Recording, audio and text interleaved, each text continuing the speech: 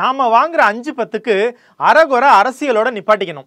டீப்பா அறிவியல் கூடலாம் விளையாடக்கூடாது. என்னத்தையாவது எங்கேயாவது படிச்சுட்டு அதை அறிவியல் கருத்துன்னு பொதுமக்கள் கிட்ட வந்து வாந்தி எடுக்கிறத சீமான் ஆரம்பத்துல இருந்தே பண்ணிக்கிட்டு இருக்காரு. தேனீக்கள் என்ற ஒரு இனம் இல்லை என்றால் 4 ஆண்டுகள் கூட மனித இனம் வாழாது, அழிஞ்சிடும்.